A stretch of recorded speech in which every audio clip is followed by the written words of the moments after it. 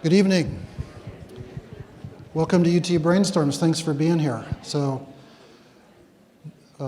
this is Brainstorms number 17. So thank you for,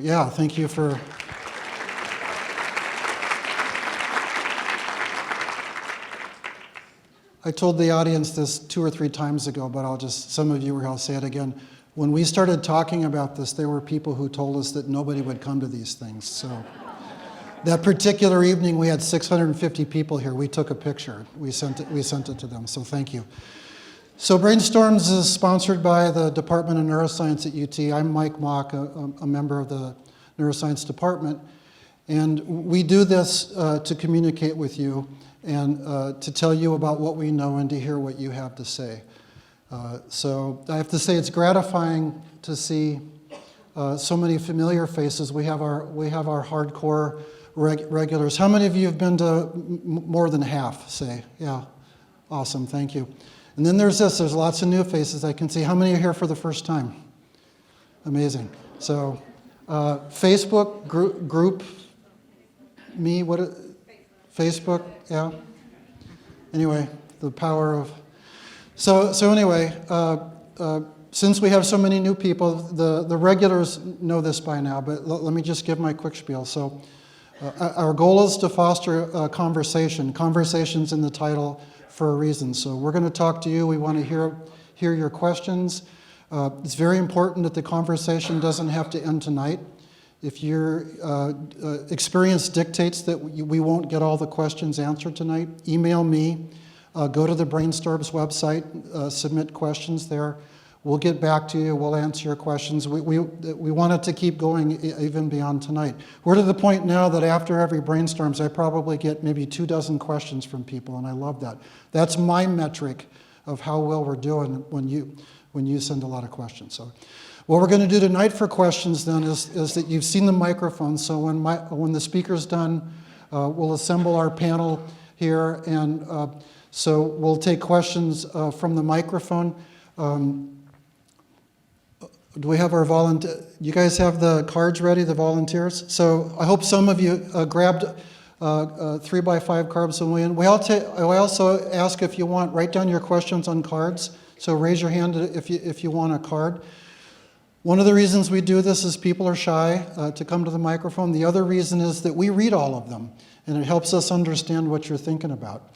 And it's not uncommon that we read a question on a card, and then 2 days later I get the same question via email. So it helps us. And so what we'll do tonight is that we'll go back and forth between questions that the panelists pick from the cards and questions from the microphone. We'll answer as many as we can before we're done. All right? So tonight's a fun one. Our speaker, Michael Drew, is a member of the Department of Neuroscience. He's one of our superstars. We hired Michael. We had this amazing run in the department right after the Great Recession. We had the good fortune of being in a big hiring phase during that time when most other universities were canceling searches. So it was like having the top draft pick every year for about 3 or 4 years. Michael was our top draft pick one year. He's one of our very best. It's fun for me because he's a great colleague and a good friend, and don't play him in tennis. I can tell you that much. But he's going to talk about one of his passions, which is this unusual concept that occurs in only a very small number of regions in the brain where in adulthood new neurons are born. And there's a lot of interesting things that concept taps into, and he's going to be talking about that tonight. So Michael Drew, thank you.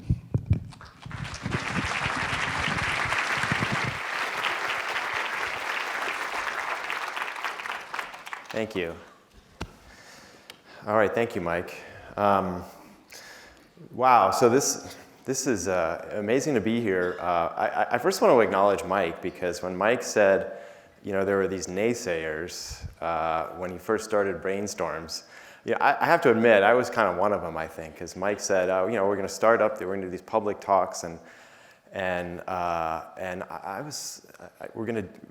said, oh yeah, this will be great, we'll do it once, and we'll get a lot of people to come out, but this is the 17th one, and last time I did this about a year ago. We were in a room about half this size, and so I want to thank Mike for starting this and for inviting me to be part of it. But I also want to thank you because to see so many people to come out to hear about the work that we're doing and the stuff that we're interested in, it really feels great. And so thank you very much for coming out for this. Yeah. So before I get too far, I just wanted to introduce, we're going to have a panel after I get done talking, and we're really lucky to have two great panelists tonight. One is Kimberly Nixon. She's an associate professor in the College of Pharmacy. She's an expert on how addiction, and particularly alcohol addiction, affects adult neurogenesis, which is a topic that I'll touch on during my talk. And we just were able to, she's actually a UT undergraduate, a former UT undergraduate, and she was a professor at University of Kentucky, and we were just able to recruit her away to come to UT Austin. So she's only been here for less than a year. That's Kim Nixon. And then the second panelist is going to be Michael Williamson. He's a doctoral student in neuroscience here at UT, and he has been spearheading a project between my lab and Teresa Jones' lab in psychology, focused on how regenerative processes can contribute to stroke recovery. And he is really a superstar. He's incredibly accomplished for somebody who is only in his third or fourth year of the PhD program. I think he had something like 6 published scientific papers as an undergraduate. He's saying only 5, yeah, which is astonishing, yeah. So he's going to be a panelist too. So please stick around for the discussion afterwards. So when you think about brain regeneration, I think what we usually think about is something that doesn't really happen in humans. If you take a neuroscience course, one of the first things you learn is that brain regeneration doesn't happen in humans and other mammals. But if you look to amphibians, an example is this cute axolotl. They have an incredible capacity for regeneration. Here's an experiment where they actually lopped off a bit of a part of the axolotl brain here, and you can see they created a lesion, which left a giant gaping hole in sort of the analog of their forebrain. And what's amazing about this is that if you just wait a few weeks, this hole completely goes away, and the brain returns essentially to normal, with no evidence of that prior lesion. So this is, I think, how we usually think of brain regeneration. And don't try this at home, because this is something that our brains are not going to do. But in recent years, we've learned that actually the human brain and the brains of other mammals does have a limited capacity for regeneration. And my talk tonight is going to focus on that part of the story. And I want to tell you a little bit about the history and how we came to discover that this regeneration is possible. I'm going to tell you a little bit about where it's actually happening in the brain and what the function might be, and including how it might help contribute to recovery from brain injury. So yeah, is it possible in humans?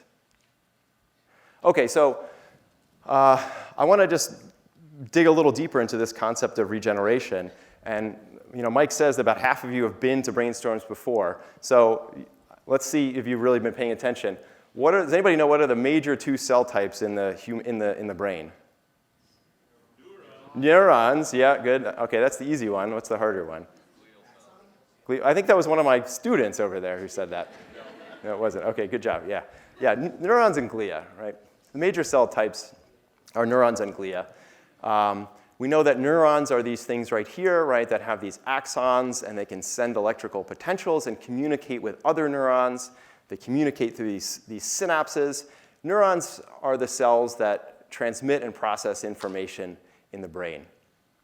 And then glial cells we usually talk about these as supporting cells. These are examples of glial cells. We're learning that they actually do more than just support. They actually can play a role in communication.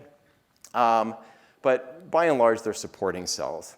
And so if regeneration is going to happen, regeneration is going to require at least three things, right?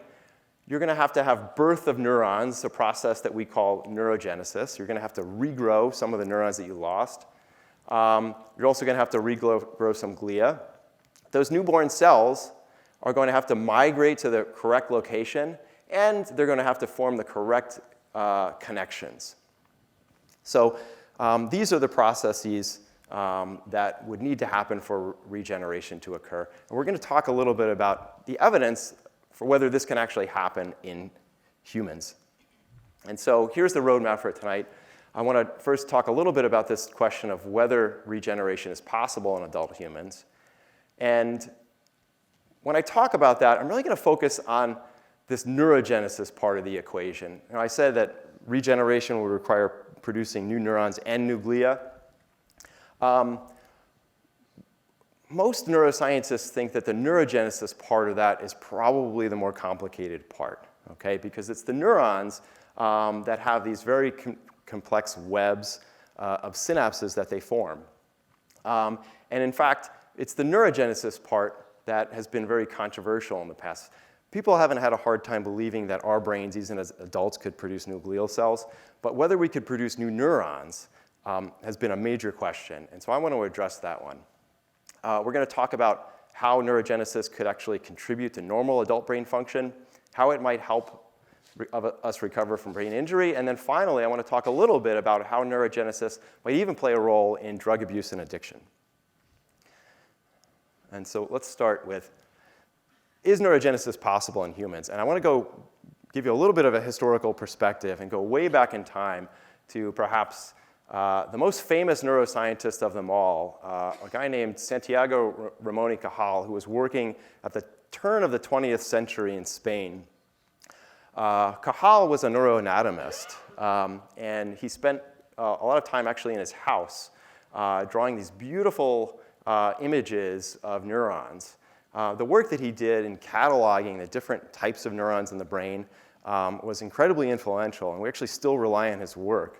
And he formulated one of the most important theories in neuroscience, which is that neurons communicate with each other through synapses. That was his idea.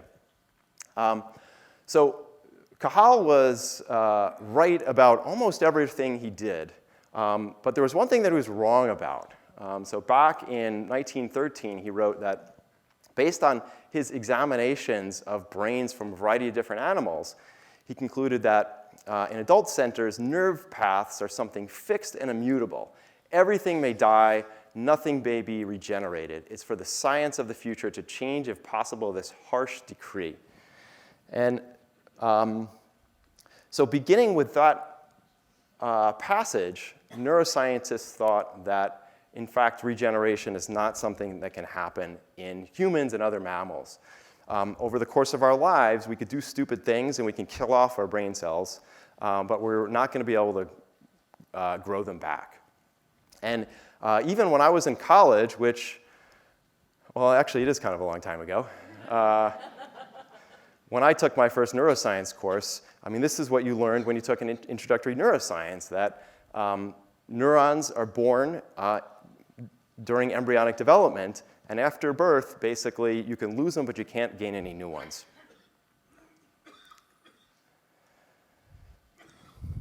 In the 1990s, we started to realize that that might not be actually true. We might actually have the capacity to produce new neurons. And surprisingly, what clued us into that was actually research on songbirds, okay? So there were some songbird researchers who were studying these birds because of their ability to generate these really beautiful songs. Let me see if I can play it for you. This is a song from a male canary.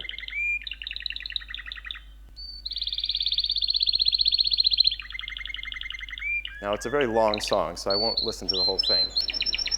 But they're really beautiful. There are these long, complex songs that are composed of these sequences of what are called syllables. And the canaries, the male canaries, learn to string together these long sequences of syllables to create this beautiful song. And then once they learn a particular song, they keep on singing it for basically about half a year. And they sing it, when they're repeating that song, they repeat it almost perfectly. And so people were interested in, how could the birds learn how to do this and create these complex, beautiful songs?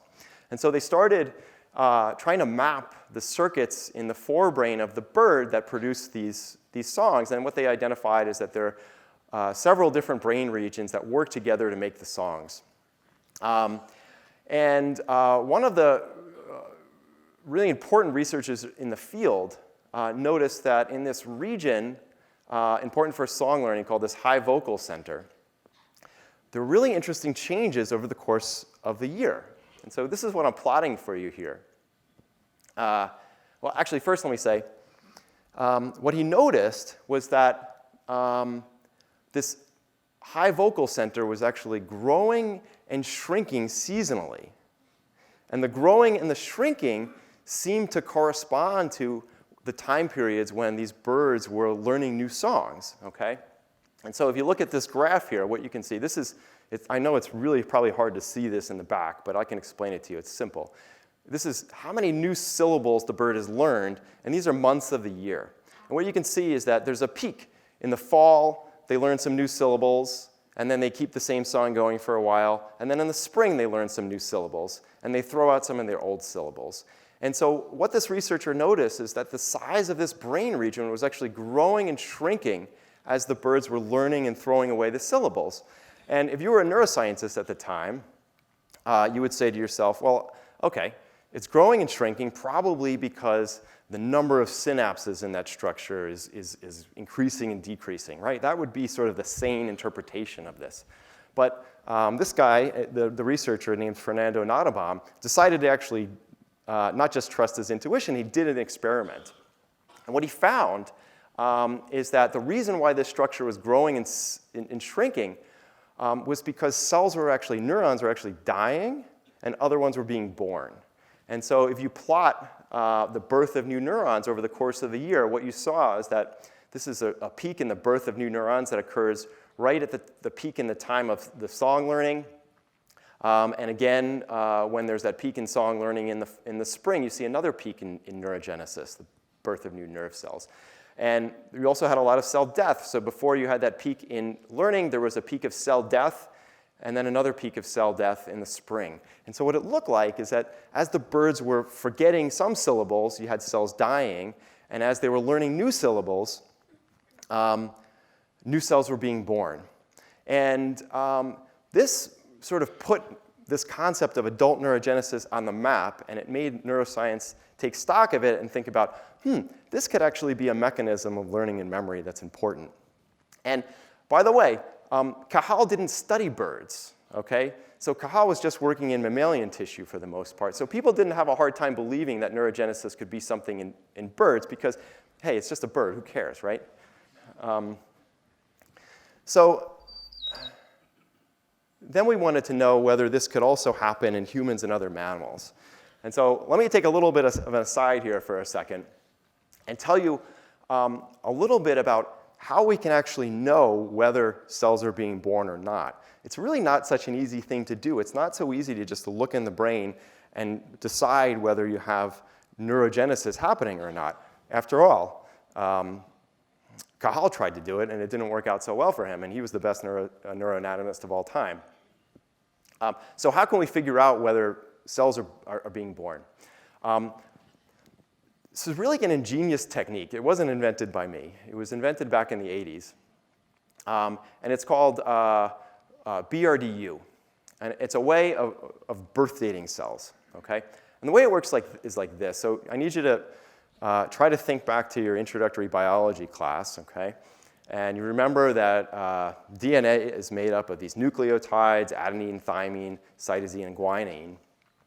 And these DNA molecules, there are a lot of interesting things about DNA molecules, but one of the interesting things is that they're extremely stable, right? DNA molecules are made pretty much exclusively when cells are dividing, right? So if you have a parent cell, as it prepares to undergo mitosis and divide, it replicates its DNA and then imparts a set of DNA molecules to each of its two daughter cells, okay? And this is basically the only time that DNA is made in the cell. And so if we have a way of labeling DNA as it's made, that gives us a way to track when cells are being born. And BRDU gives us a way to do that. And so what BRDU is it's a molecule that's a substitute for this thymine residue. So it's tagged with a bromine group, and it replaces thymidine. And so if we inject this molecule BRDU into an animal, any cell that's replicating its DNA in preparation for division is going to take up this BRDU and impart it to its daughter cells. And what's important is this bromine group on the BRDU is something that we can detect and see, okay? So if we look at the animal afterwards, so we inject the BRDU into the animal, and then some later time point we look at its brain tissue, any cell that has this BRDU in it, we can see, we know that that cell must have been born around the time of that BRDU injection, okay? So this is a key technique, and it gives you a definitive way to label things as they're being born. And so naturally, if you had this technique available, what would be the first thing you would want to do with it? What? Test it. Test it in what? Birds. Somebody said humans. That's a crazy idea. But that's actually what was done. So how did this happen, right? So BRDU, another molecule, I would never recommend ingesting that at home. It is somewhat toxic. However, there was a group back in the late 90s that had discovered that there was a clinical trial for terminal cancer patients. And for complicated reasons, the cancer patients had actually ingested BRDU as part of a clinical trial. And after these people passed away from the cancer, they donated their brains to science. And this group decided to look inside their brain and see whether they could find BRDU there. And the amazing discovery is that they did find it, okay? Actually, there were two amazing parts to it. They found BRDU, meaning that these patients, many of whom were quite old in their 70s and 80s, had BRDU in their heads, showing that some neurons were born during late adulthood. But it was only in a couple different areas of the brain. So one area where they found abundant amounts of BRDU is a region called the hippocampus, okay? Hippocampus, you can see here. Have you been to brainstorms before? Have you heard people talking about the hippocampus? Yeah, right? Hippocampus is this finger-like structure behind your ear, and we're going to talk about it more later, but it's a really important structure. And it's also what my lab studies. So they found that hippocampal neurons seem to be being born throughout life. And then there was also another region where there were a lot of new cells being born, and that was this area called the subventricular zone. And so the ventricles, you can see in this section of the brain, are these fluid-filled cavities that contain cerebral spinal fluid. And around the ventricles, there's an abundant amount of cell birth that is happening continuously, seemingly through all of life. And so this told us that pretty definitively that adult humans, even aged ones, have the capacity to produce new neurons in two areas of their brain. And because of this, it's possible that the hippocampus is one part of our brain that we might actually be able to regenerate. Okay, so don't get too excited because this was a study just in rats, okay? But it's proof of principle that if we damage the part of the hippocampus that has neurogenesis, it can actually grow back. And so this is an experiment with rats where, so it's a little complicated to see, but each one of these black circles is a neuron in this region of the brain that has neurogenesis ongoing throughout life. If we inject a toxin, a specialized toxin that just kills neurons in this area, what you can see, so we inject the toxin, this is before and this is after, and you can see that all those neurons pretty much go away.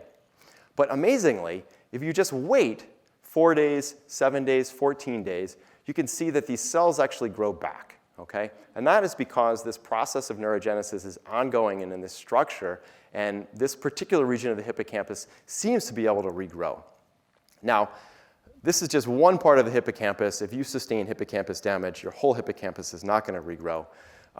But it does suggest that, in theory, it could be possible to regenerate parts of our brain. Okay, so now I've just got through telling you that neurogenesis happens in humans, and it even happens in aged humans. Has anybody been paying attention to the news? And if you have been, you probably heard about these famous studies recently that contradicted what I just told you. Have people heard about these studies? Just a few? Oh, okay. Well, let me just tell you. I have to bring this up because otherwise people are going to give me a hard time about it. Okay, so I just told you that neurogenesis happens in humans. Just last year, there was a paper that got a lot of attention. This was published in the journal Nature, which is really the most prestigious journal in all of science. And what they claimed, looking at post-mortem brain samples, that adult hippocampal neurogenesis drops sharply in children to undetectable levels in adults. And basically they're saying, actually, everybody's wrong. Neurogenesis is not possible in adult humans. And so when this paper came out, it got a lot of media attention. There were studies all over the place saying that, okay, neurogenesis doesn't happen. And of course, if you're like me and you're in the neurogenesis field, this was kind of like a nightmare because our aunts and uncles are calling us up saying, hey, how you're studying this process that doesn't even exist? But I was quite sure at the time that this study was flawed. And so not even a month later, what happens, another paper comes out in also a pretty prestigious journal saying, no, actually, hippocampal neurogenesis persists throughout aging. And thankfully, this study also got a lot of media attention. Okay? So if you're really interested in hearing why these studies led to had conflicting conclusions, I'm happy to discuss that ad nauseum. But so as not to get too distracted, all I want to say is that I'm 100% sure that humans have the capacity for adult neurogenesis, and the second study is the right one. But I'm happy to actually, let me tell you about one more really fascinating study. Sorry. I love talking about this study because it does confirm the existence of neurogenesis, but it's also just super nifty, okay? So this is a study back from 2013 where a group actually figured out how to use carbon dating to show that neurogenesis happens in adult humans, okay? And they took advantage of the fact. So here, this is a plot across many years of the 20th century, so going from 1910 to 2010. And the plot is the concentration of carbon-14 in the atmosphere, okay? So if you notice, carbon-14 levels are very stable, actually, for eons. And then there was this massive spike in the 1960s. Does anybody know why there was that spike? The atom bombs. This is the nuclear testing time period, okay? So during the 1960s, a lot of countries were testing nuclear weapons. You get this spike in this carbon-14 isotope that doesn't occur naturally otherwise. And then nuclear testing era ended, and the carbon-14 declined back down to normal levels. Okay, so carbon-14, right? Carbon is part of our DNA, okay? Our DNA molecules are produced basically when we're in embryo, or when a cell is being born. So as a cell is being born, it should take up the atmospheric carbon, right? So we can look, if we could harvest the DNA from people's neurons and look at how much carbon-14 is in the neuron, we can basically figure out when those neurons were born, right? And so here's an example of two individuals, okay, where their brain tissue was obtained post-mortem. This was an individual who was born in 1928. Here's another individual who was born in around 1965, okay? If neurogenesis only happened when they were an embryo, okay, This dot shows how much carbon-14 was in their neurons. That dot should be right on this atmospheric line, okay? But it's above the line. And for this person who was born in 1965, the carbon-14 levels should be up here if all of this guy's neurons were formed when he was an embryo. But actually, the carbon-14 level is all the way down here, okay? And can you see what this means, right? What this means is that this person's neurons were actually not formed at this time, or not all formed at this time. Some of them must be formed all the way out here when carbon-14 levels are high. And for this person, all of this person's neurons were not formed when carbon-14 was high. They were actually formed after the carbon-14 levels dipped. This is very similar to how we do carbon dating in trees. And it gives really strong evidence that our neurons are actually not born all embryonically. Some of them are generated when we're adults, okay? You guys buy that? Okay. All right. But neurogenesis is not, that doesn't mean it continues unabated throughout our life. And this is a study that's very recent. It just came out a couple weeks ago using really good postmortem tissue.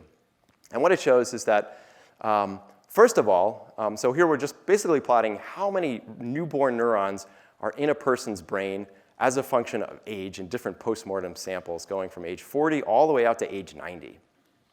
And from this study, there's good news and there's bad news about aging. The good news is that they were able to detect a pretty fair amount of neurogenesis, even in people as old as 90 or 89 years old, okay? So that's the good news. The bad news is that, yeah, it does decline with age, okay? And so you start off up here, and as you age, your level of neurogenesis does decline. But it does seem to be there throughout life. So one of the questions that my lab is interested in is, okay, we've got neurogenesis happening in our brain. What does it actually do for brain function, okay? And if it does something for brain function, why is it only in a couple different areas of our brain? And in particular, the hippocampus, right? What's special about the hippocampus that makes it need neurogenesis throughout life, whereas the rest of the brain seems to get by just fine without neurogenesis? So let me tell you a little bit about what we know about that. And first, I want to tell you about a really interesting study about taxi drivers in London. Do you guys know about this study? Did you hear about it in brainstorms? No, okay. This is a fascinating study. And it can only take place in London. Well, probably in Europe anyway. So London is a city, it's not a grid city like Austin and New York City, right? The roads are incredibly windy, and they're always changing names. And if you want to become a taxi driver, I don't know how it works in Austin. I assume you just hop in your car and you start calling yourself a taxi driver. But in London, you have to go through a formal training protocol where they say, it's very formal, and they say you have to acquire what they call, quote unquote, the knowledge, okay? And the knowledge involves 320 different routes that you have to memorize. You have to memorize 25,000 different streets and 20,000 landmarks in London. It takes people at least a couple of years to do this, and after they've learned this, they have to pass a test, a pretty serious test. So a neuroscientist a while back used brain imaging to figure out, what does this do to your hippocampus? We know the hippocampus is involved in spatial learning, the kind of spatial learning you would do when you're learning how to navigate. So they did an interesting study on people who were studying to become these taxi drivers. They scanned people and measured the size of their hippocampus before they underwent training to learn the quote-unquote knowledge. And then they scanned them again to measure the size of the hippocampus after they either successfully completed taxi training or flunked out. And here's what's interesting. So here you're looking at the successful people, and here are the people who flunked out. And what you can see is that from the beginning of training to the end of training, among the successful people, the size of the hippocampus actually grew. And in the unsuccessful people, there was there was no change, okay? And so what this meant is that learning all that information, spatial information, actually can make the size of your hippocampus grow. There was an interesting comparison group that I didn't put up here where they studied bus drivers, right? So you could say, well, okay, maybe it's not actually learning all the streets that causes the hippocampus to grow. Maybe it's just all that driving. That's a really intense activity. You have to really concentrate probably. And so they said, oh, you know what we're going to do? We're going to actually study bus drivers. And so bus drivers are different, right? Because they drive basically the same route every day, and they don't have to learn all these streets. And when they scan the bus drivers look like this, basically. Okay? So just driving the same route every day doesn't make your hippocampus grow, but learning all this spatial information does make it grow. So why does it grow? We can't say for sure, right? Because these are humans. We can't really get in and look very closely at their brains. So if we want to know what's going on, we need to move to an animal model. So we need a way, how can we teach, quote unquote, the knowledge to an animal? Okay, here's how you do it. And in this study, what we're going to do is we're going to ask, okay, so does spatial learning make your hippocampus grow because it's stimulating neurogenesis, or does it make your hippocampus grow for some other reason? So this is a famous test of spatial knowledge that you can do in rats and mice, something that we could do in my lab. And it's sort of the rat equivalent of being a taxi driver, I guess. It's called the Morris water maze. I'm going to show you an image of it. And so the idea here is a really simple task where, there we go. So this is a rat on its first trial. Sorry, there's a video tracking system that turns the rat red. Don't get frightened. It's just a regular rat. Okay? And what you can't see is that there's a platform hidden underneath the surface of this cloudy water right over here that the rat can't see. Okay? But he's got to figure out where it is because he wants to get out of the water. He doesn't like being in the water. The water's chilly. He can't see where the platform is. The only way for him to navigate to it, right, is to figure out where the platform is relative to the rest of the landmarks in the room. In effect, to make a mental map, okay? In this first trial, he's just swimming around aimlessly, okay? I don't think he's going to find it. But here's the same rat. This is trial 8, okay? And what you can see, that happened really fast. Maybe see if I can replay that one. You plunk him in over here, and look at this. He kind of orients himself, and then he swims right over to it. Okay, and now he's on the platform. That was a successful trial. Okay, and we know that in order to do this task, it requires your hippocampus. They're really relying on their hippocampus. And so people have done studies to figure out, okay, can this kind of spatial hippocampal learning actually stimulate neurogenesis? And so remember that BRDU molecule that I mentioned before. I should have told you to remember it because I'm going to refer to BRDU several times in the talk. So if we inject BRDU into rats that are participating in this spatial task and then look at their brains afterwards, what you see is a lot more of these BRDU cells in mice or rats that learned that water maze task than in ones that were doing a control task. And so these brown cells that I think are probably hard for you to see are newborn neurons. And we quantify them. We actually see a lot more surviving neurons, newborn neurons, in mice, rats that learn this task than in ones that were doing a control task. And what this seems to mean is that this spatial learning actually does stimulate neurogenesis. And that's not the only thing that can stimulate neurogenesis in your hippocampus. Here's another really potent stimulus. Works really well in animal models. These are mice on a running wheel. For some reason, mice just love to run on running wheels. If we put one of these in their cages like this, some of them will run literally up to 10 kilometers per day, which is pretty far for a human, but it's really far for a little mouse.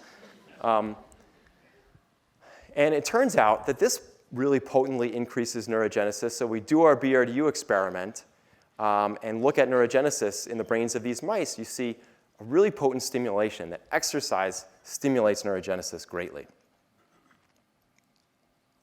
Okay, so do all these cells actually do anything? This is kind of one of the major questions that my lab is interested in. Before I can answer that, I need to tell you just a little bit more about what the hippocampus actually does. I mentioned that it does spatial learning in these taxi drivers, but that's probably not the most important thing that the hippocampus does.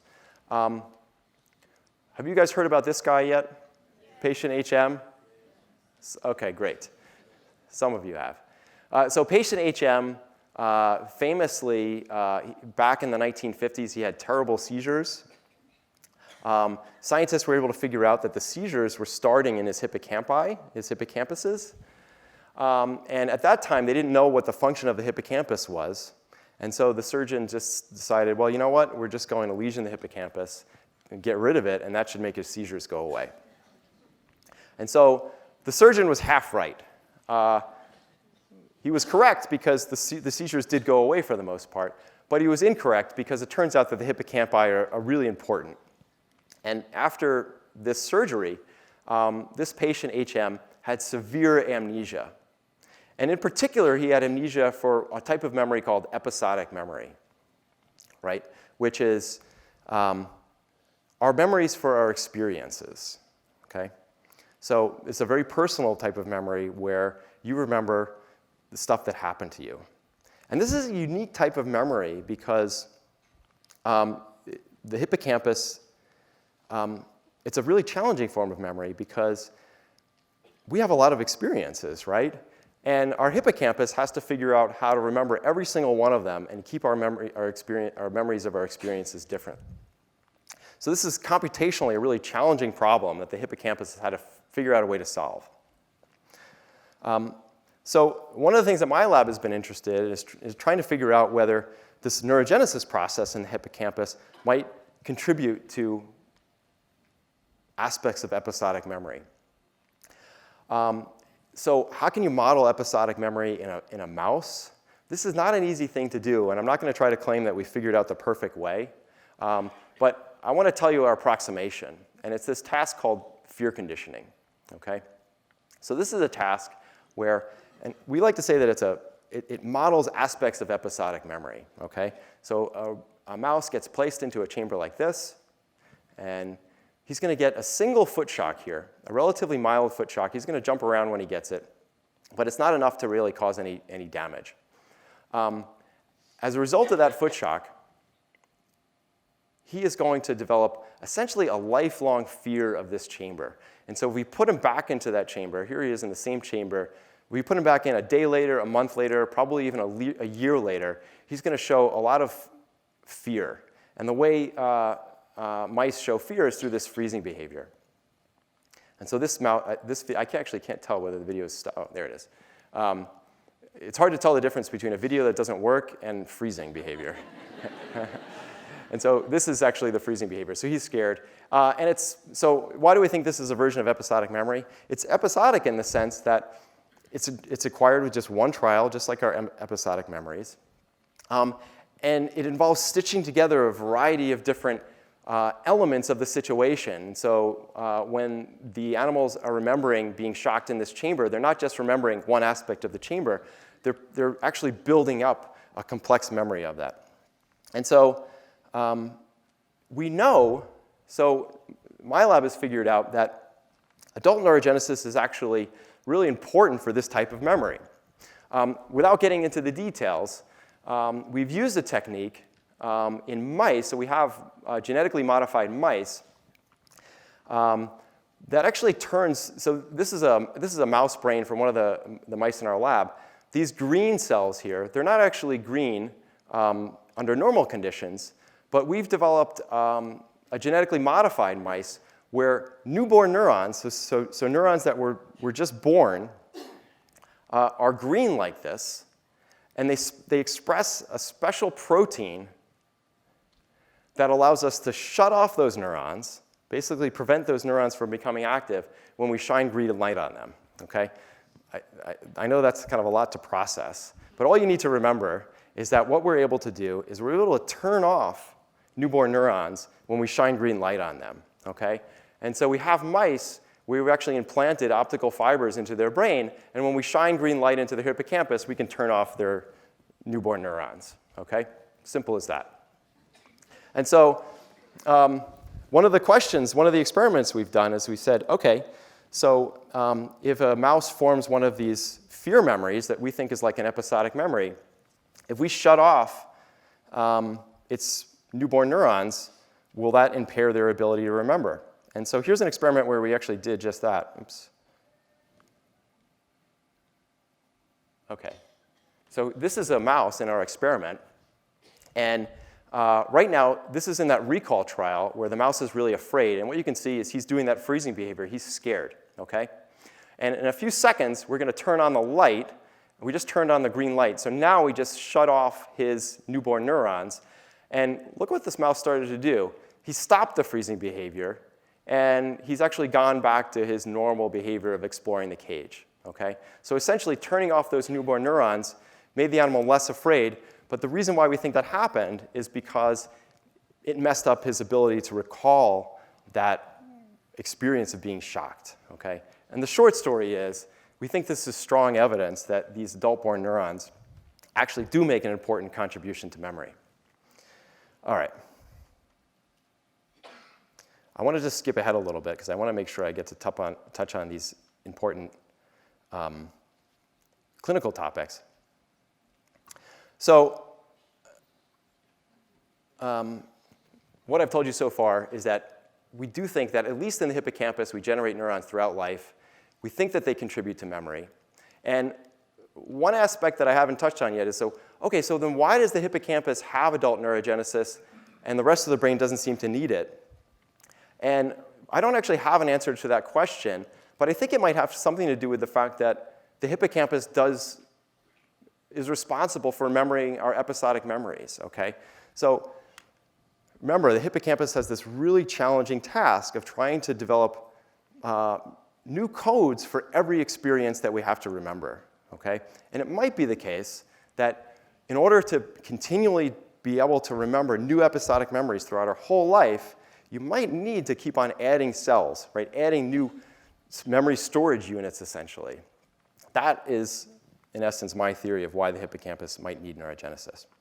But the hippocampus actually doesn't just do memory.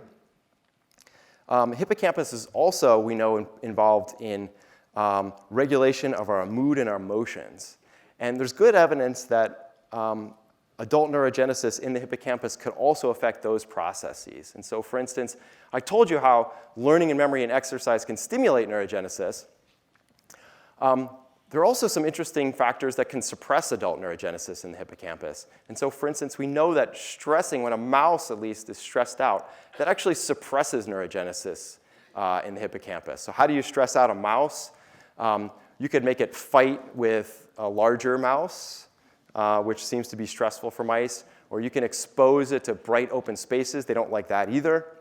And if you do these kind of nasty things to mice and do this BRDU assay, what you find is that undergoing these types of stressors potently suppresses neurogenesis as compared to regular hunky-dory non-stressed mice.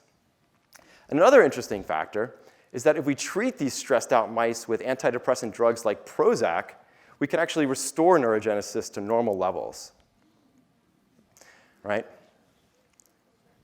And it's not just Prozac that stimulates neurogenesis in the hippocampus.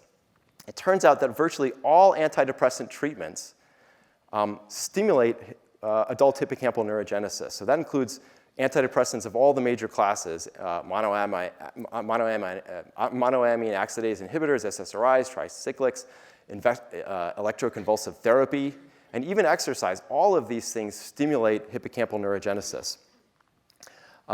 So this has led to a lot of interest in whether neurogenesis in the hippocampus might have an important role in regulating mood and might actually have therapeutic value and so, for treating depression and other mood disorders. And so there's a lot of interest right now in trying to figure out whether we can find other ways to stimulate neurogenesis and whether that is useful for treating depression.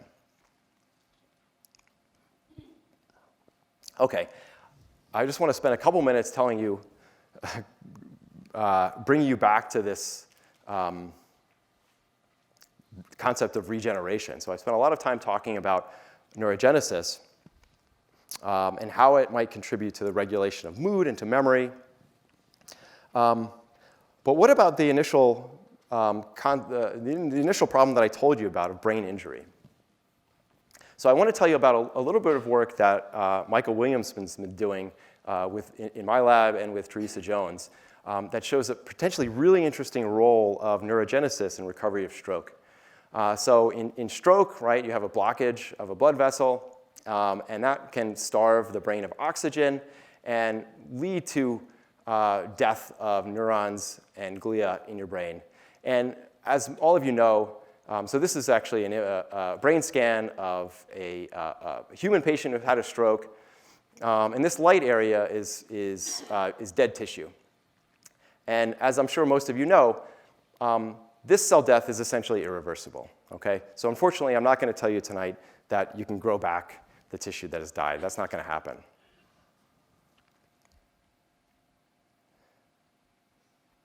But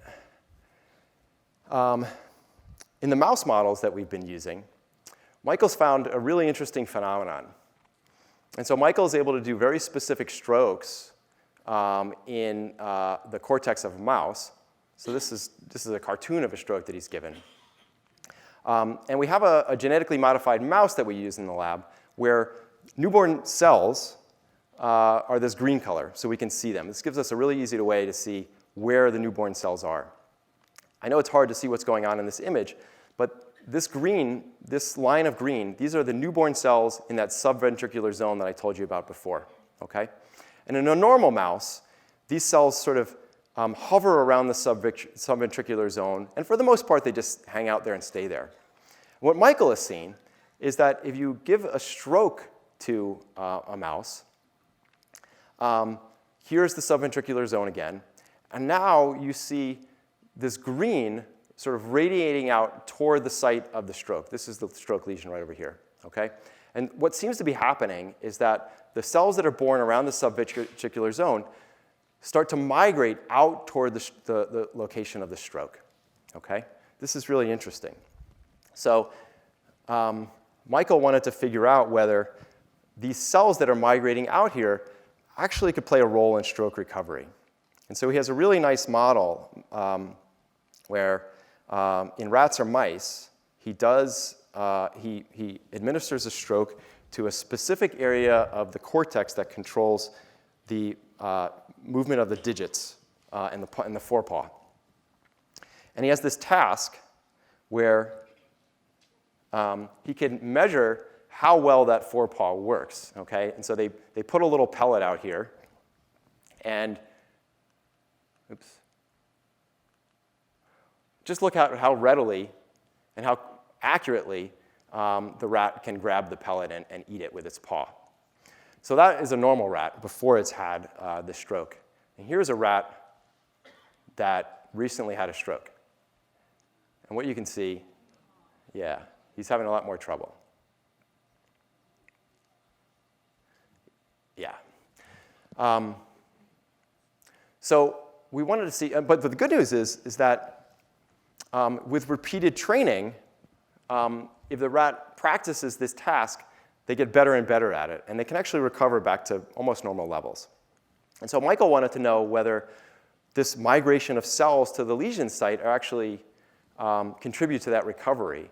And so we used another genetically modified mouse where we're able to selectively shut off the birth of new cells. And we asked whether shutting off the birth of new cells can actually inhibit their recovery. And what was really interesting is, here's what we found, right? So here we're looking at the success rate in that task. And what you can see is that giving the animal a stroke really hurts their success rate. But a control in black, with practice, they recover pretty much back to their normal pre-stroke levels. But if we shut off neurogenesis, that's what we're doing in these genetically modified mice in red, they actually don't recover back to these normal levels. And so what it suggests is that these newborn cells that are migrating out to the lesion site actually do play a role in recovery. So what are these cells actually doing after they move there? Well, we don't know, but right now Michael's trying to investigate 4 different hypotheses. So one hypothesis is that, well, maybe these cells migrate out to replace the cells that died, okay? And I already told you that that lesion that we made, it's not going to go away. That lesion is always going to be there. That tissue is actually not going to be replaced. And so we think that probably cell replacement is not what's happening here. These cells that are migrating must have some other function. And a few possibilities that we're considering are that,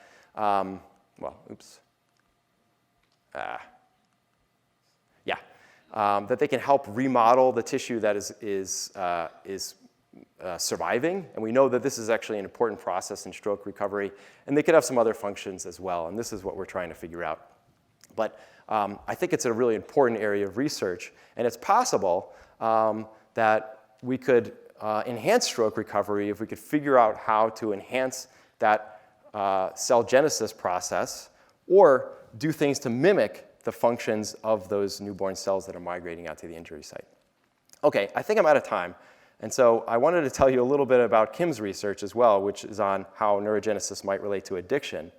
But since Kim's going to be on the panel, I think we can just leave that to the panel and make sure to ask Kim Nixon about the really interesting links between alcoholism and neurogenesis. And so let me just finish by giving you a couple take-home points, okay?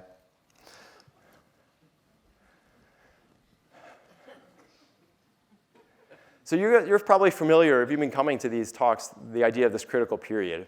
The idea of the critical period is that the developing brain, the brains of infants and children, require specific patterns of stimulation to mature properly, okay? And so we know that, for instance, there's a critical period for acquiring language, right? If you don't acquire a language when you're young, you'll never learn it, okay? This is an example of a critical period.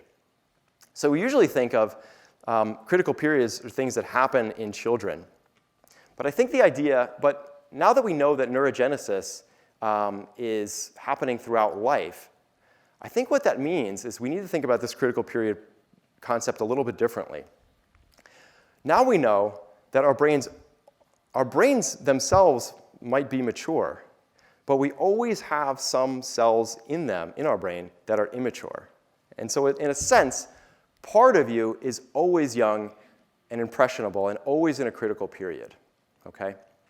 And so one of the themes of my talk today is that this process of neurogenesis is really sensitive to our behavioral experiences and the things that we put into our body. And I think it's worth remembering that because part of you is always in a critical period and is very sensitive to our levels of exercise and the drugs that we take because neurogenesis is always happening. So be good to your body. And a few other take-home messages. One is that, yes, of course, our body does have a limited capacity for regeneration in a couple areas of the brain. There is evidence that adult neurogenesis appears to support memory and psychological health. And I think this is a really important area of research going forward because if we can develop treatments that target neurogenesis in innovative ways, this is going to potentially present new ways to target memory disorders, mood disorders, and even perhaps addictions. A lot of people ask me, okay, well, what can I do to stimulate neurogenesis and take care of my baby neurons? And we could talk more about this in the Q&A, but my short answer for this is to always remember that what's good, your brain is part of your body, and your newborn neurons are part of your body. And what's good for your body is good for your brain and your neurons, okay? And so taking good care of your body is the best thing that you can do for taking care of this process of neurogenesis and trying to maximize the benefits that you can get from it. And with that, I want to end and ask Mike to come back up, and we're going to do the Q&A. All right, thank you very much.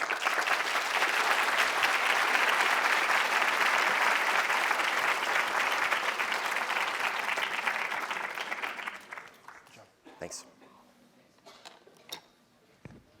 All right, so we're going to try to squeeze in as many questions as we can. So if you've got your cards and you have a question on your card, raise your hand. Our students are going to run around.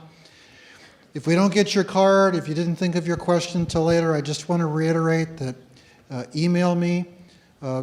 We really like to think of this as the beginning of the discussion and not the end. And so as soon as they get settled and we get some cards up there, then we can start with some questions from What's that? Thanks. microphone. Thank you. And then they're going to be looking through the cards. If they see a nifty one, they'll raise their hand, and we'll just get through as many questions as we can, okay? Would you like to start, sir? Yeah, there's a new... I don't think the microphone is on. They'll turn it on. Yep. Just keep talking. He'll turn it on. Okay. There's a new hormone that they've been talking about. It was found in Japan originally, now being tested over here, that seems to show that there were lab mice or rats can learn a maze faster and they have extended life. Are you planning to use that in your studies here? You guys know about that? Yeah, I think, there was a study where they were giving plasma from young animals to old animals. Is this the study that you're talking about? No, it's called KLOTHO, named after one of the Greek fates that spun the life thread or life string. Okay, so I caught you flat-footed. Okay, I would like to make a quick comment, though, about your comment earlier when you said quite elderly at 70 and 80. No. There's a whole group. There's a bunch of us here from the Ollie program next door that would like to see you afterwards.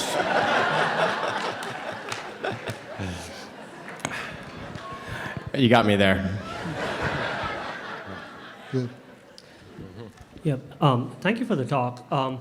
So in your talk, you mentioned exercise, stress, addiction, which suggests that there's a neuromodulator link to all of these, maybe dopamine or epinephrine. I was wondering how much of that is well understood or what insights you could provide about that link? So,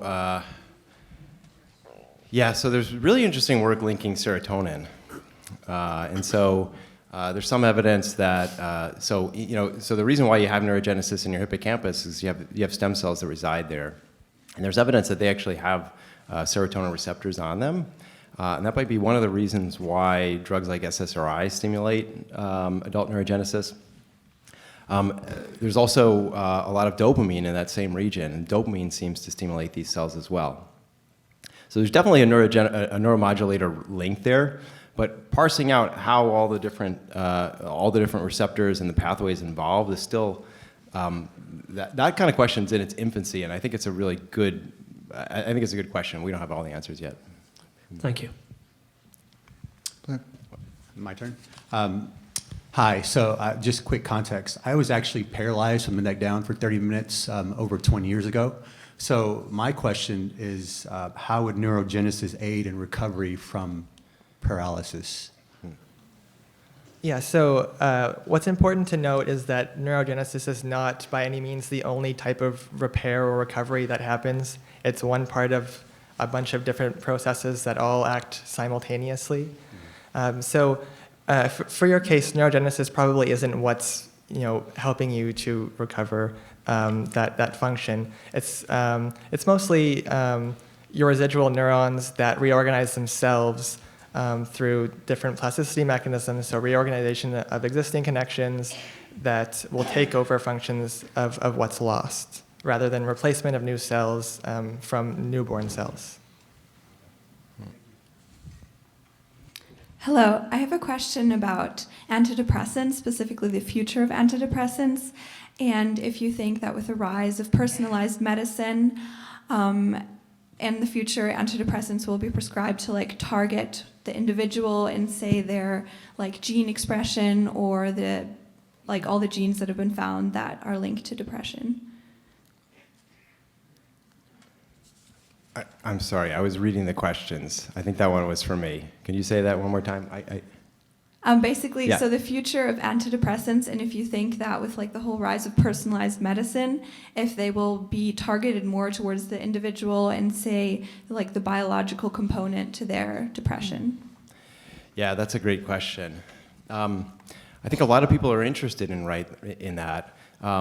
The difficulty there is that so far it's been really hard in finding gene alleles that carry a lot of weight in predicting psychiatric illnesses like depression, all right?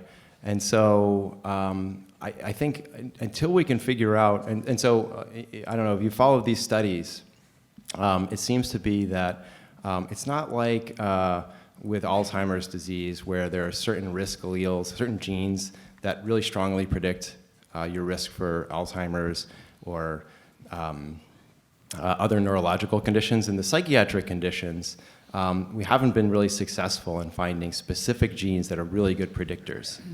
And I think that makes this personalized medicine a little bit difficult.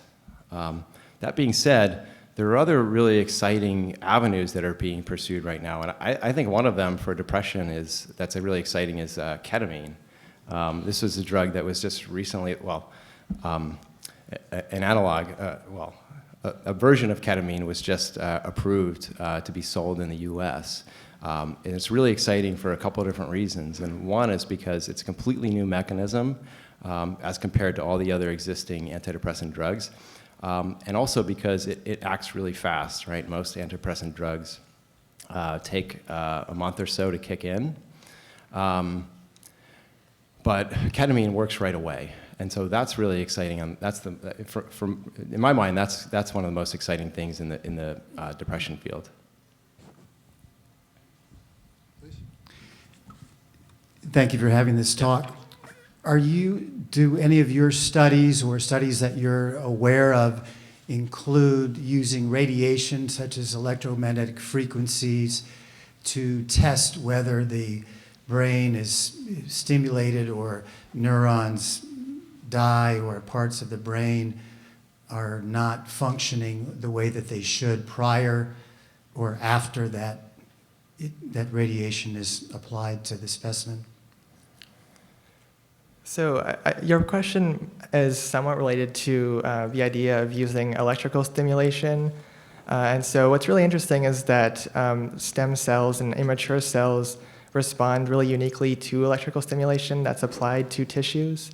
And typically in how they, both in how they move through tissues, so either migrating towards certain types of stimulation or away from it, as well as how they decide which types of cells to turn into. And so it's a very uncertain field at this point. There is a lot of work going into seeing how different types of manipulations like electrical stimulation can influence stem cells, and with a lot of interest in turning stem cells into very specific types of cells or changing how they function with aims of transplanting them. My question relates in part to mobile communication devices or other levels of radiation that you're in close proximity of in your home or outside of your home. No, to my knowledge, there's no influence of that type of ambient signal effect on neurogenesis. I'm not aware of any either. Yeah, I don't think they've studied it. Please. Y'all mentioned your experiments in the context of applying stress to the rats. Mm-hmm.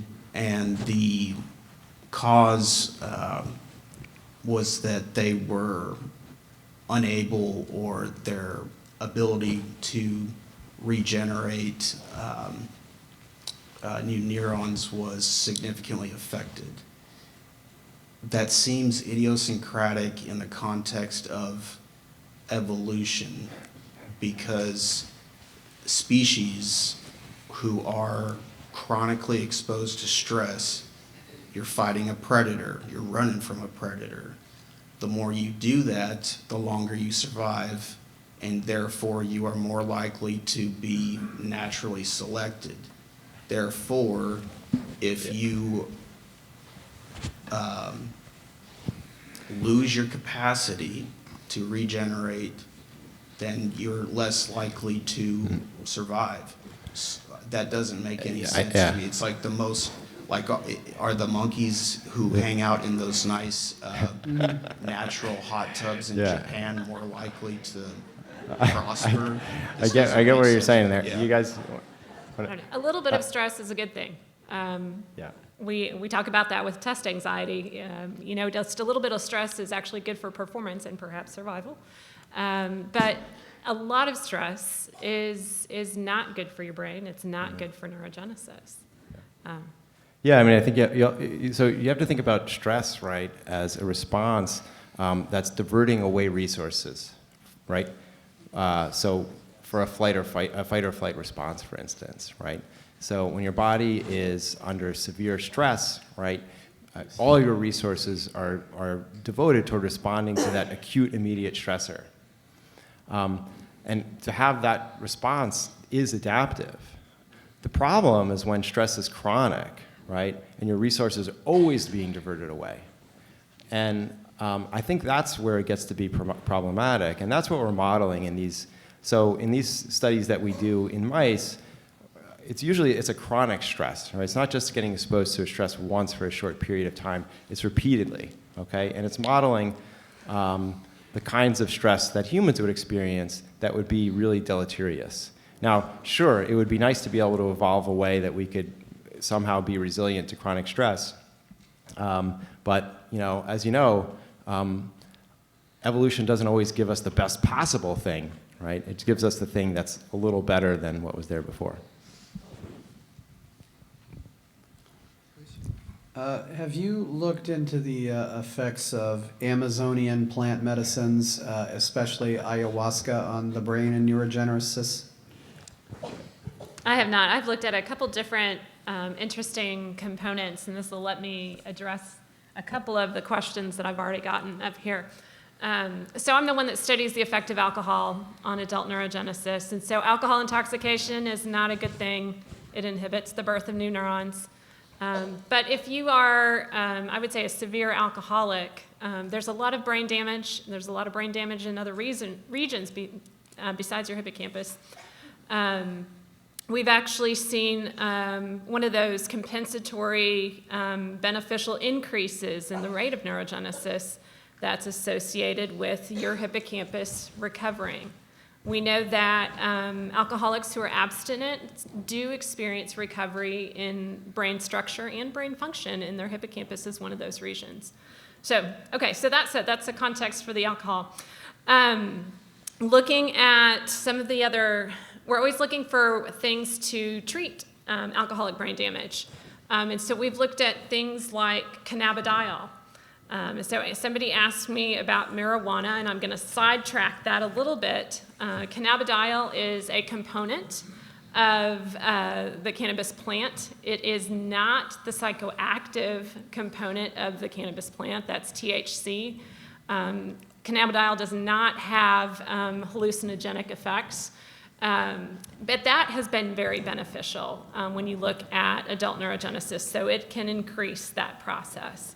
And there are a host of natural products out there that have shown beneficial effects, but it's all buried in the literature, and it's not, a lot of it's not very consistent, and there's, I don't know, some of it's, you know, people are trying to get it in towards clinical trials, but it's basic science, it's just not there yet. Hi there. Thanks again for the talk, and thank you for being here. I had actually two quick questions. One regarding BDNF, brain-derived neurotrophic factor. I'm not sure if that played a role in your research, your thoughts on it, particularly its genetic basis. You know, I think VAL and VAL-matter genes that come to mind that seem to code for, I guess, increased BDNF levels. I guess it was and I won't go on a rant here, but there was a sort of a research that was done on NFL players as a result of concussions, and they found that those that had VAL-MET, I believe, had higher BDNF factors and actually recovered more quickly than those VAL counterparts. And also the second question is regarding, there's this whole fad of brain training games, luminosity and whatnot. It doesn't seem that it increases intelligence or anything like that. It just makes those individuals good at those games. But I'm wondering if those post-stroke patients, if there would be any clinical implication there, perhaps it would maybe increase neurogenesis in whatever way. I'm wondering if y'all had thoughts on that. Thank you. Yeah, so to start with your first question on BDNF, so first I'll say, you mentioned studies on concussions. Well, actually, after stroke, there's studies that have looked at patients with different polymorphisms for BDNF genes, and certain BDNF genes are better predictive of good recovery in stroke patients that have them, and other BDNF genes are predictive of worse outcomes. So that is definitely important for stroke recovery.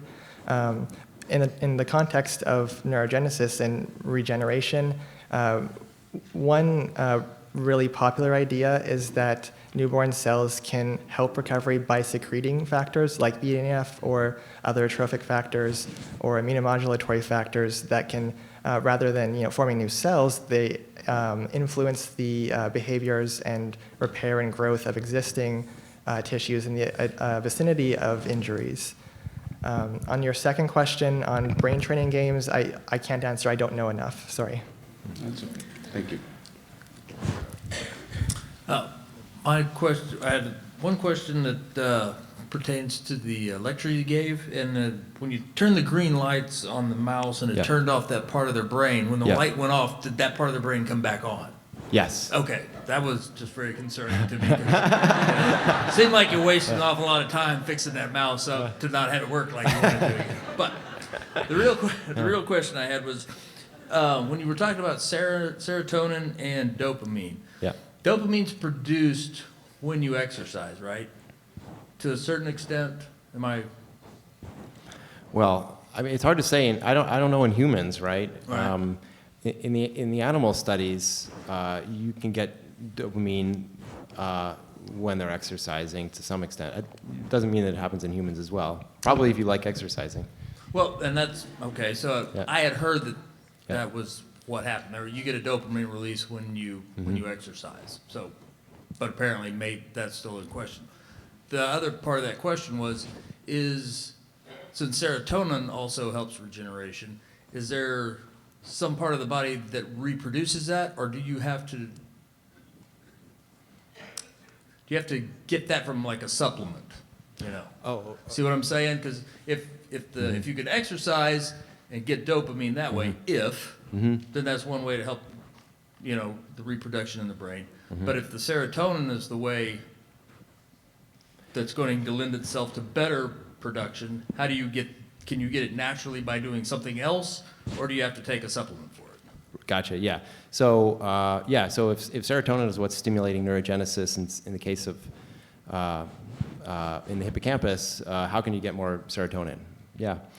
Well, I mean, so we know that SSRIs, right? They do that, but how can you avoid taking SSRIs?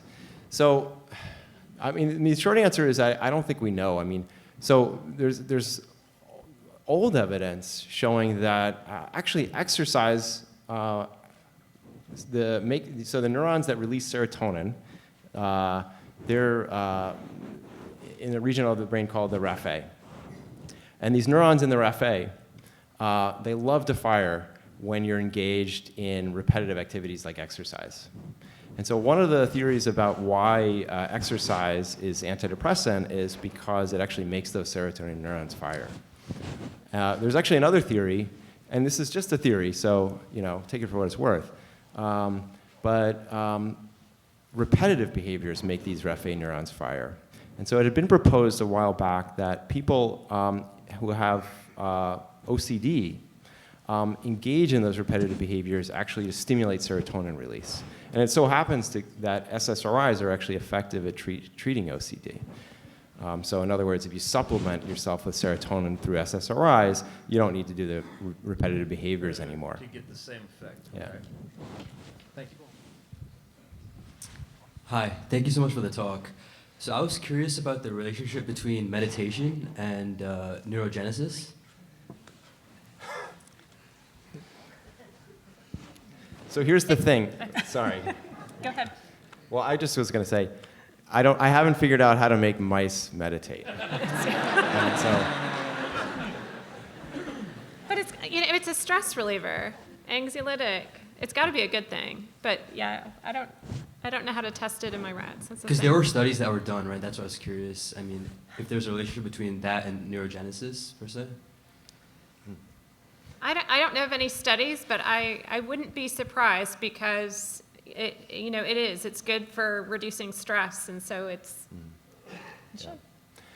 I mean, one quick point, general point that I probably should have made clearer is that we really know very little about adult neurogenesis in humans because it's really hard to study.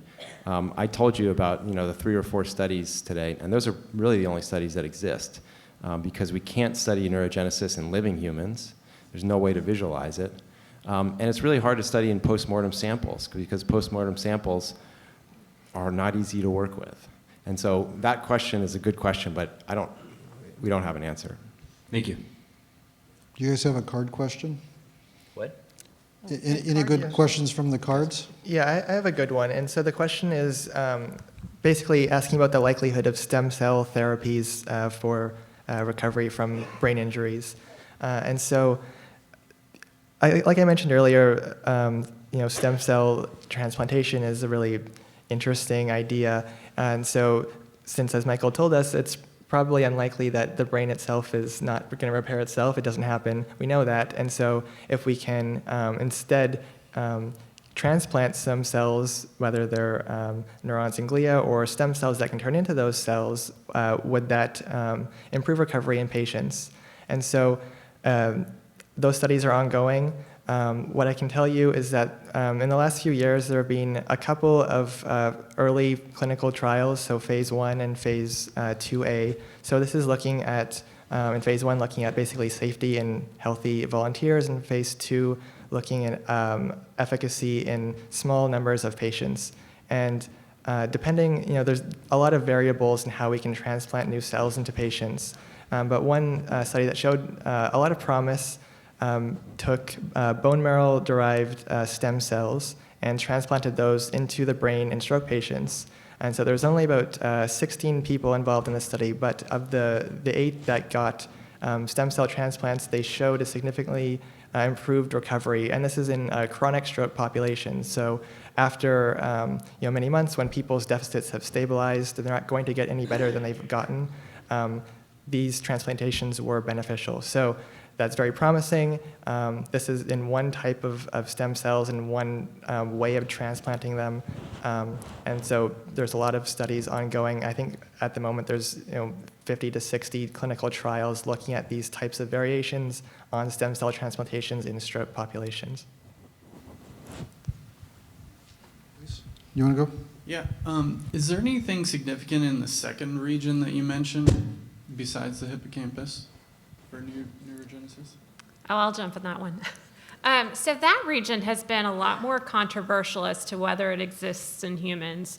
I always say, even to my students, that it's every other month a paper comes out either proving or disproving that it exists. And it's one of the reasons that I have focused in my lab on studying the hippocampus. For one, alcoholics have problems with hippocampal function, loss of hippocampal structure.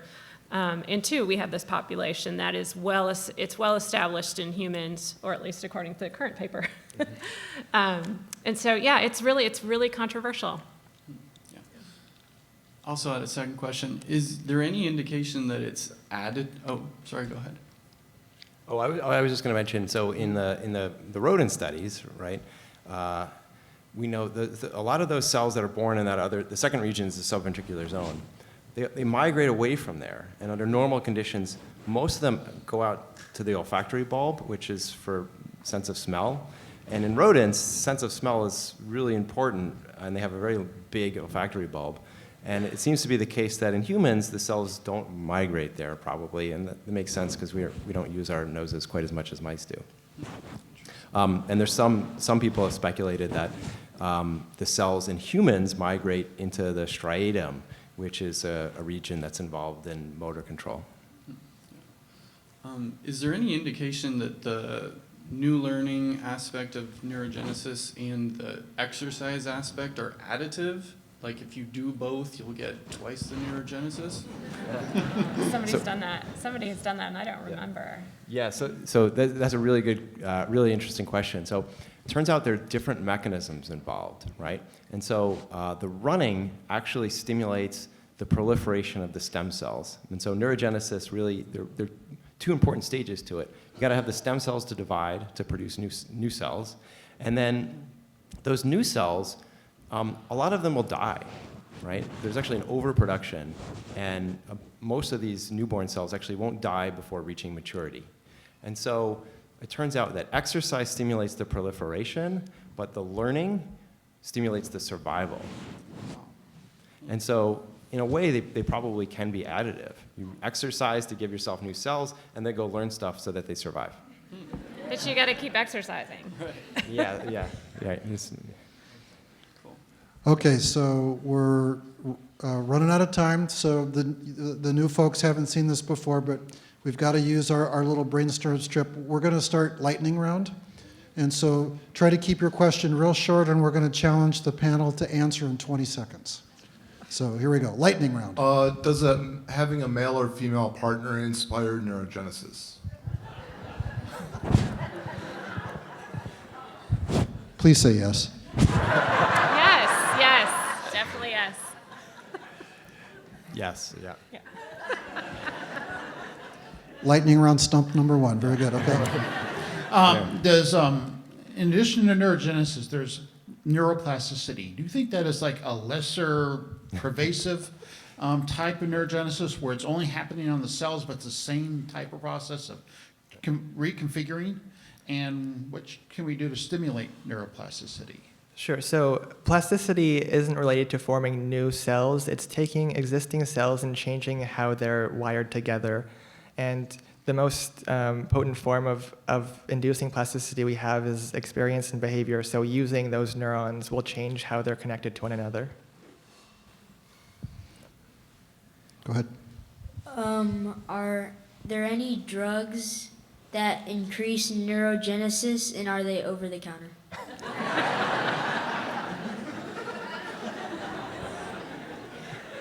You're asking for a friend, right?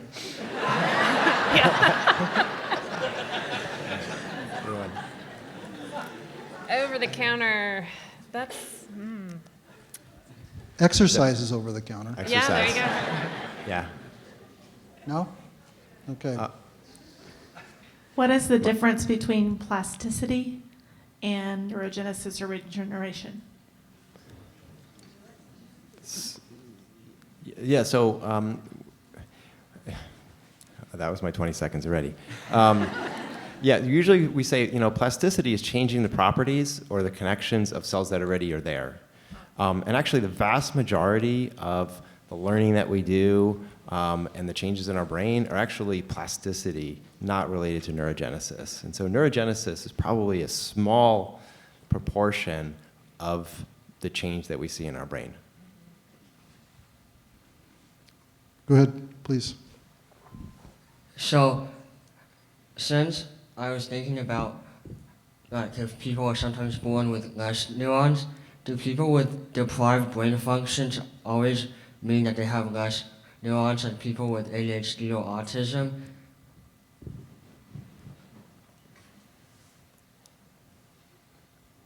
Absolutely not. Yeah. So, like, also, I was thinking for neuroplasticity and neurogenesis, do they both have the same effects on the brain? I think it's very different. It's like we were talking about before, plasticity is the changing of connections and the interactions between cells. But the neurogenesis is the addition of cells. And all of these things vary by where it's happening in your brain, the region of your brain, as well as the types of cells, the particular types of neurons. Okay, thank you. Great, thank you. Let's do two more questions. Can you go, please? How does nutrition impact neurogenesis? So one thing I can comment on is fasting. And so what's really interesting is that intermittent fasting in animals and supposedly in humans, obviously we can't measure it nearly as well, potentiates neurogenesis and increases the proliferation of neural stem cells. Crap. Last one. Thank you. One question I had was, if I was to theoretically optimize my career towards areas that would feed my mental growth, what might that be? Oh, jeez. Maybe start as a taxi driver in London.